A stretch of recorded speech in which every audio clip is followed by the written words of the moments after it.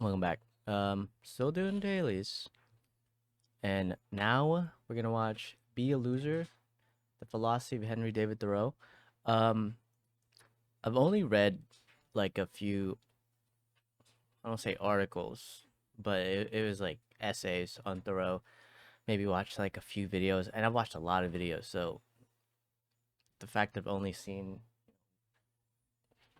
less than 5 videos on Thoreau, kind of,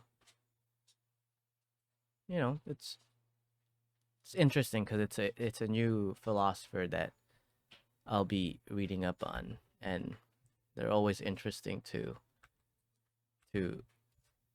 try and understand and try to think how they think and see where they're coming from and why they like what their philosophy is and how they you know came about doing that philosophy. But this is by Pursuit of Wonder.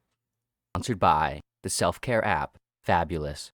The first 100 people to click the Fabulous. link in the description will receive 25% off their subscription. We want to experience so much in life, we can often ignore and neglect the quality of what we actually experience. We are so often drawn to lifestyles full of busy schedules, active social lives, frequent travels, and elaborate goals and achievements. We end up in lives focused on all of these things, but very little on ourselves. The busy life is promoted to us by culture, in movies, in shows, the news, best-selling books, on social media, and so on. For much of the modern world, the ideal of this life is transfused into the blood. But is this way of life even good for you?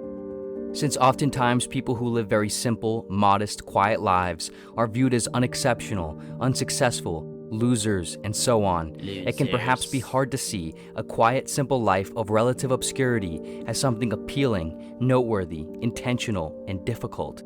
But in truth, for at least some portion of us, this sort of life is in fact a redeeming endeavor indicative of immense discipline and wisdom. If a man does not keep pace with his companions, perhaps it is because he hears a different drummer. Let him step to the music he hears, however measured or far away, wrote 19th century American transcendentalist writer and philosopher Henry David Thoreau. Yeah, Thomas died. Thoreau was a figure who focused much of his life and philosophy on the value of simplicity, self-reliance, authenticity, and separating from the influence. He's he's in a lot of like minimalist videos. If you watch like people that enjoy minimalism, they'll always talk about Thoreau and say like, uh, yeah, I read his philosophy and I'm just really into that simplistic lifestyle. Just understandable. Uh, you know, having an abundance of materialism is really not that fun. Cause if you like ever have a bunch of shit and you look at your bunches of shit, you'll see that you really only play with maybe two of your bunches of shit. So then you can throw away the rest of it. But your mind is like, no, I bought these. Like this is the sentimental value. This is what this means when I have this. Like this is what this means when I got this. This is like the thought that I had when I got this. Like this is the emotions that I felt when I had this. And it's like, all right, well, can't you just make new ones? Can't you just throw that shit away? Like if you're not actively using it and it's just cluttering you and making if it's making you miserable, but you're choosing not to deal with it, throw it away. Like why? What are you doing, bro? Just throw it away. Also, being a loser, all about that. And conventions of modern life. He not only wrote about these concepts, but he lived them. After avoiding the expected standard career paths and befriending the founding father of the Transcendentalist philosophy movement, Ralph Waldo Emerson, for years, Thoreau lived by himself in a cabin in the woods on a plot of Emerson's land. Here, he led a simple, quiet, secluded life, focusing only on what he believed he truly needed and valued. He worked only one day a week, reduced his material Oh possessions man. to a minimum, separated from the social and cultural Yeah. world, immersed into nature, and focused on his passion of writing.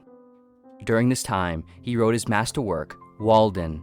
In one passage of this book, he reflects on his time and Lost reasons in for the living alone in the woods, woods. writing, I went to the woods because I wished to live deliberately, to front only the essential facts of life, and see if I could not learn what it had to teach, and not, when I came to die, discover that I had not lived. I wanted to live deep and suck out all the marrow of life. We all want to live a good life and be successful, but how often do we stop and evaluate what a good, successful life might be for us? How often do we consider not how it would look from the outside, but how it would feel from the inside, the only place it is actually experienced? Plainly, being successful merely means having adequately accomplished a predetermined goal or task. And so, arguably, being successful in life depends solely on having mindfully determined an overarching goal for how you want to live, and then living adequately that way. Thus, those who live a quiet, modest, simple life are just as successful as someone who lives a busy and culturally significant one. So long as in both cases, both ways of life are intentionally pursued, both are equally successful when obtained. Only in the case in which someone is living unintentionally and without deliberation is one unsuccessful. Thus, even on the highest of thrones, the remotest of destinations, and the most private of rooms, we might just as likely find examples of failure as we might in a small cabin in the woods. Of course, some of us might find ourselves in conditions and circumstances we did not choose that cannot easily be broken free from, conditions that come with financial, mental, or health constraints and responsibilities that require ways of life that we may not prefer. And of course, many of us do prefer busy, frantic, material lives. But for the number of us for whom this is not the case, if we choose to give up our Do we prefer that, or is that all we know? You know, like if you like, all right, this is a big assumption. I'm assuming he lives in America, right? And from the moment you're born in America, you are battered with. Oh man, I'm gonna die. You are battered with ads on Coca-Cola, IKEA, fucking, fucking Walmart, right? Like, oh man, everybody died. You're battered with just just shit. Like here, like here. Look at this. Buy this. Look at this. Buy this. If you don't have this, you're shit. Like and then once you're growing up in America, after you're being battered all that with all that advertisement and just materialism, you're then battered with lifestyle. Like this is the lifestyle. Like if you don't go to college, you're a dumbass.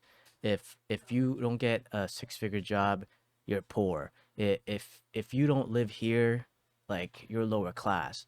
There's always something being pushed, right? Being like pushed into your mouth in America, because it's a capitalistic country, so they want you to buy shit, and you can't buy shit if you don't have a good job. You can't spend more money if you're not making more money. So we promote having high paying jobs and having expensive things because that's what fuels capitalism.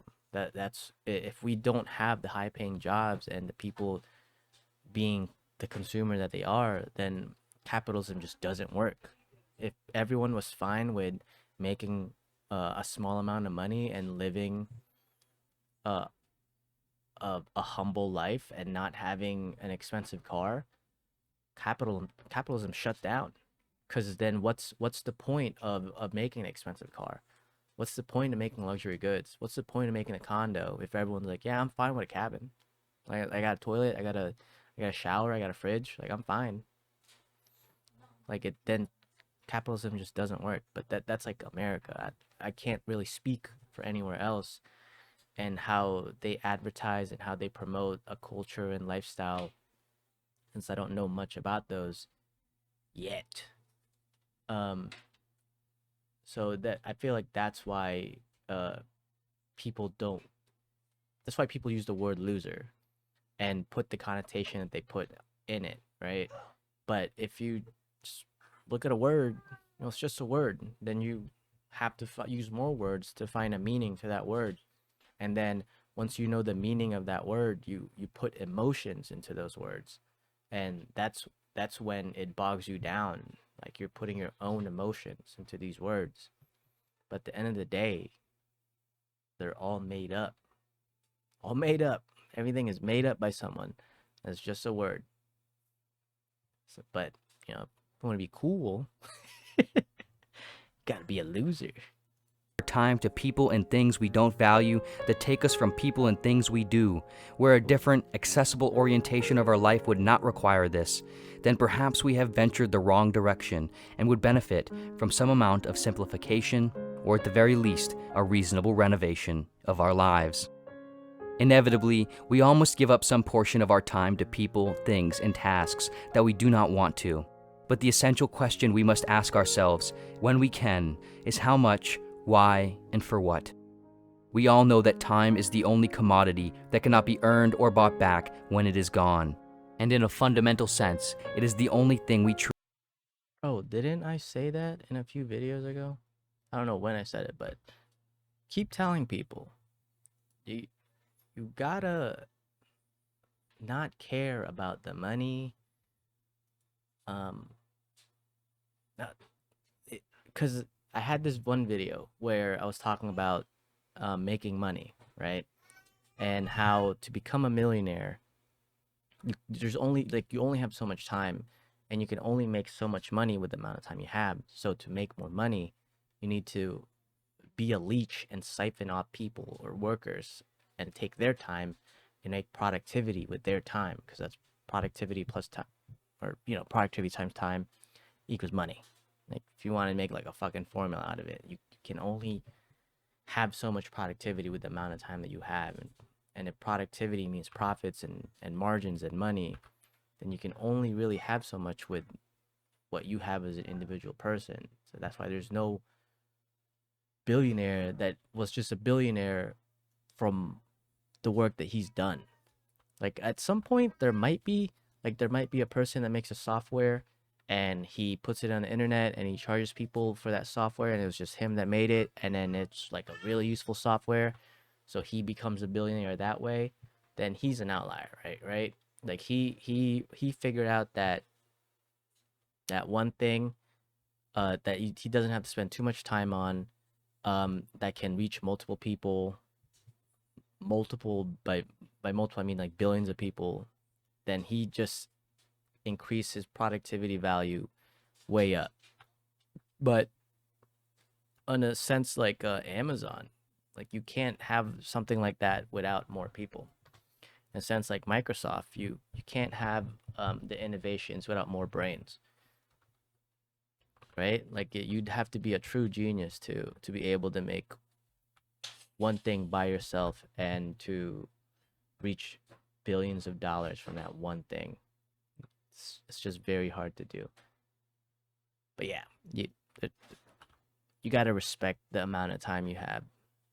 And that's why people fight for fucking $15 an hour. And if you look at $15 an hour, what is it? It's nothing. Fight for more. Truly have. And yet, we often exchange it haphazardly for reasons we don't think much about. We would never let anyone take our money or our car or any of our stuff, but yet, we often freely let people and things and experiences take our time every day, month, year, and decade.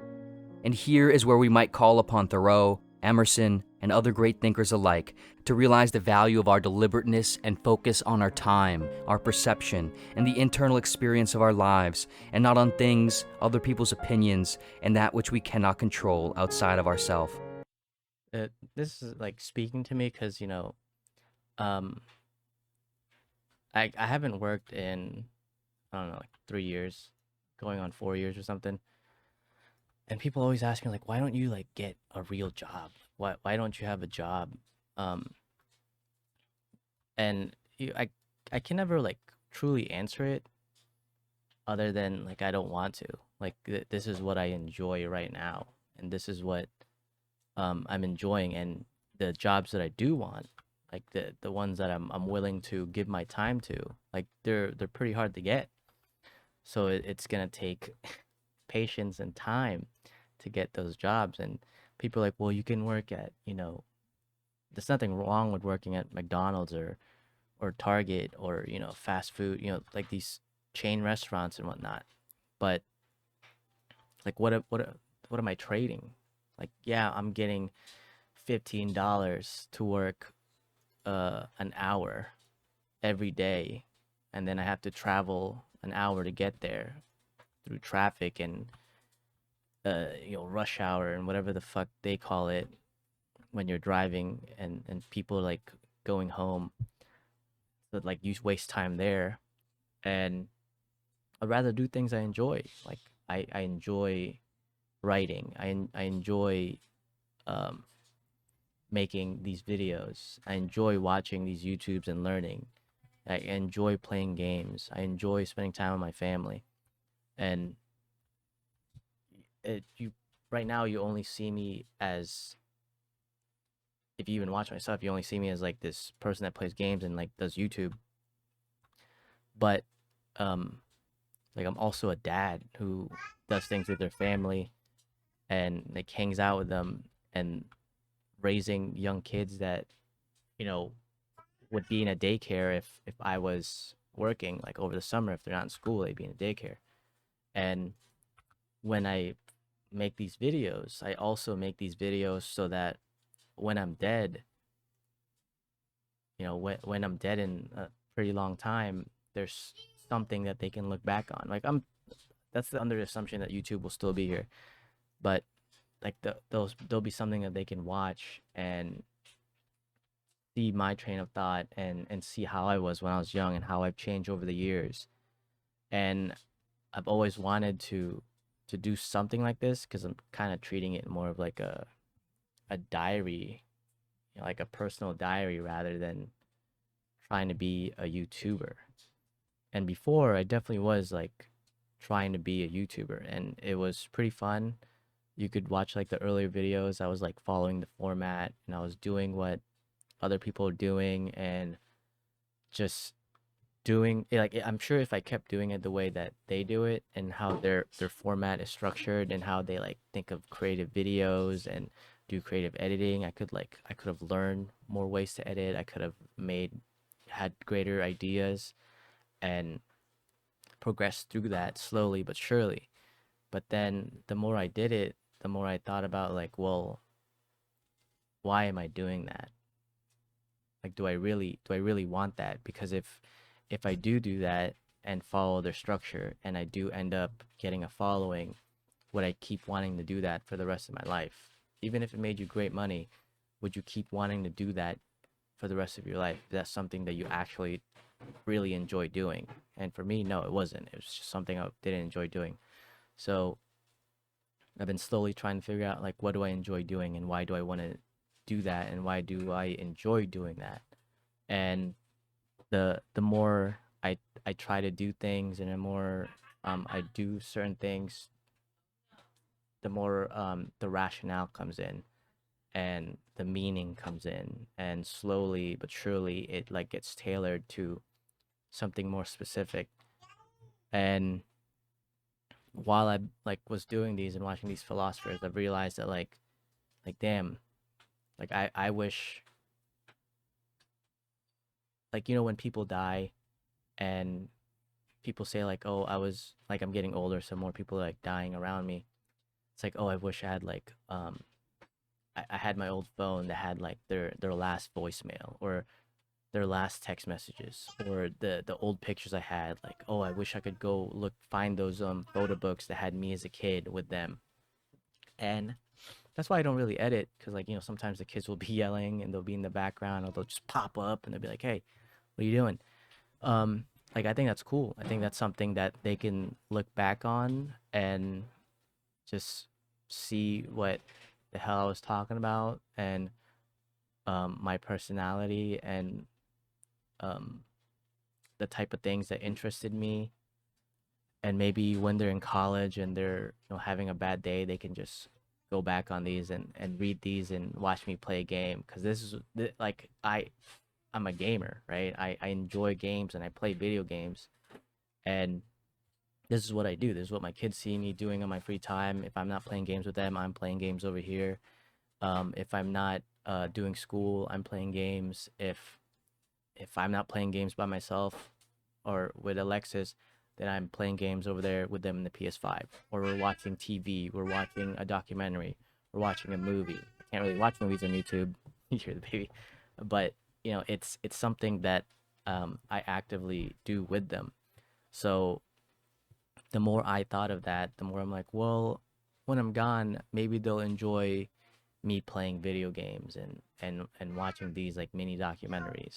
And it's like I try to set it up to where it's not really like I'm trying to have a conversation, but something in between that where I'm kind of like asking myself a question and then answering it for you guys, and or I'm just like talking about what I'm watching and my train of thought on that, and really want that to be something that they can look back on and enjoy when I'm gone or when we're far away from each other, and just just have some like a piece of me that they'll just have. And if other people manage to enjoy it, then that's cool. And if not, that's also cool.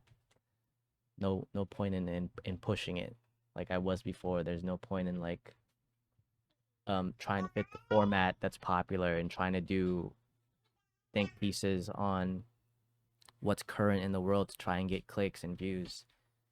I'd rather just make these long ass videos that hopefully someday my kids might find interesting to look at, and maybe my extended family.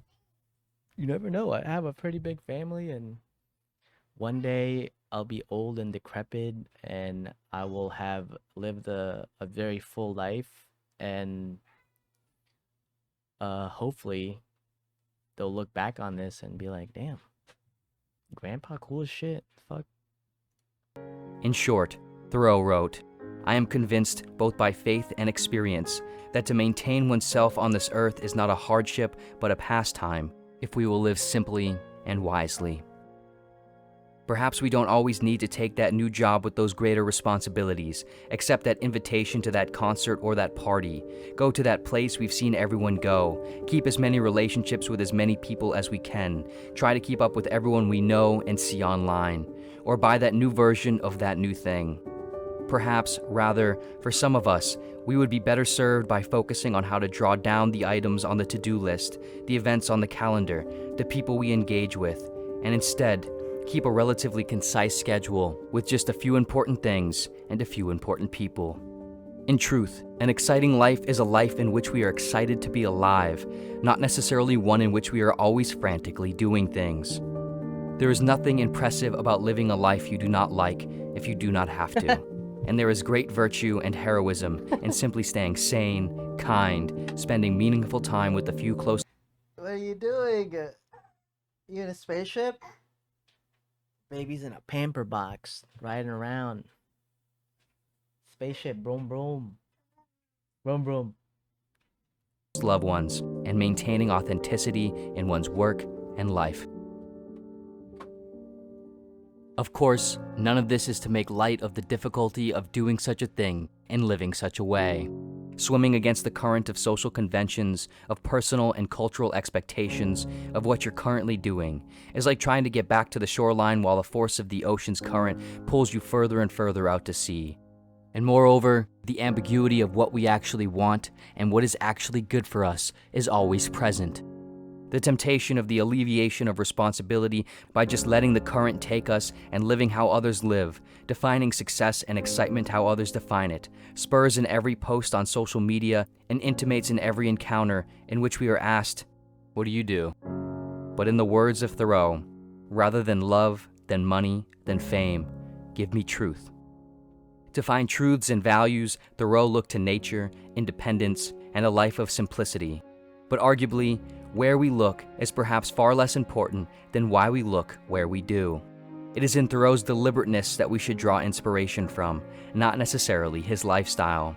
A successful life is not one filled with important meetings, active social lives, high wealth, or fame, but nor is it one reduced to its most basic form, filled primarily with free time and leisure. Hell yeah, A successful leisure. life is simply a conscious one made of authenticity, self-reliance, and continual adaptation toward who we are and how we want to live. In the end, the only shame of being unsuccessful in life is being unsuccessful in living how you want to, the best you can.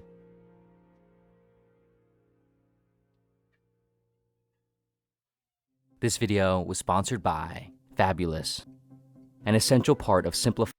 Damn, a 2-minute ad. Didn't even know that was video was ending. I could have did my tirade rant at the end, but yeah, I like that. That's a pretty. I'll probably end up watching more on Thoreau, especially with the YouTube algorithm. Feeding me, feed me algorithm. Um, it's his viewpoint on finding meaning in what you do is nice. Because like the author or the creator was saying, people do get bogged down a lot on, like I experienced this on what other people are doing and how they're living their life, and always comparing yourself, to your peers and to your coworkers and people who are in the same like time frame of you, like, oh, other 25-year-olds, like, you like on YouTube, you can watch on YouTube fucking 18-year-old millionaires, and then you're 30 watching these 18-year-old millionaires. You're like, damn, why am I not a millionaire? But, well, what, I guess, why do you want to be a millionaire? Then you can ask yourself that question. But at the same time, you can also ask your question, like, why do you think your life will be better if you were a millionaire? Like, you right now, you're fucking watching YouTube, you're okay. Something that I have to constantly remind myself that there's food on the table. Kids are going to school, they're enjoying life. I'm going to school. All my bills are paid. I have no real worries in life. I get to take vacations, whether it's an hour away from here or it's 10 hours away from here, different state, different continent.